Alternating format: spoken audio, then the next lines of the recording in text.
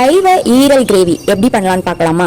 அதுக்கு ஃபர்ஸ்ட் கடலைப்பருப்பு பாசிப்பருப்பு ரெண்டையும் நல்லா நைஸா அரைச்சுக்கணும். மில்ல அரைச்சா நல்லா நைஸா வரும். அரைச்ச மாவை இட்லி மாவோட கெட்டியா இருக்கிற மாதிரி தண்ணி ஊத்தி அது கூட கொஞ்சம் உப்பு போட்டு கரைச்சி எடுத்துக்கணும். அதை இட்லி பாத்திரத்துல இட்லி ஊத்துற மாதிரி ஊத்தி எடுத்துக்கிறோம். அடுத்து மசாலா அரைக்கிறதுக்கு பட்டை, கல்பாசி, மிளகு, வறுத்த மிளகா, ஜீரகம், தனியா இது எல்லாம் சேர்த்து அரைச்சி எடுத்துக்கிறோம். வெங்காயம், தக்காளி எல்லாத்தையும் பொடி பொடியா நறுக்கி எடுத்துக்கணும். புதினா, கொத்தமல்லி ஆஞ்சு பொடியா நறுக்கி கழுவி வச்சுக்கிறோம். இஞ்சி பூண்டை உரிச்சு அதையும் அரைச்சி எடுத்துக்கிறோம். இப்போ கடாய அடுப்புல வச்சு தேவையான அளவு எண்ணெய் ஊத்தி காஞ்சதும் கருவேப்பிலை, நறுக்கிய வெங்காயம் கூடவே இஞ்சி பூண்டையும் போட்டு நல்லா வாசனை வர வதக்கி எடுத்துட்டு தக்காளியை போட்டு நல்லா கிளறணும்.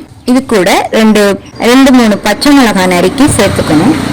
இதுல மஞ்சத்தூள், மிளகாய்த்தூள், கொத்தமல்லி தூள், கறி மசாலா, தேவையான அளவு உப்பு எல்லாம் சேர்த்து நல்லா கொதிக்க விடணும். இதுல ஆறுன இட்லிய கத்தியில கொஞ்சம் எண்ணெய் தடவி அதை கட் பண்ணி மசாலா நல்லா கொதிச்சு வந்தோன்னே அதை போட்டு நல்லா கிளறணும்.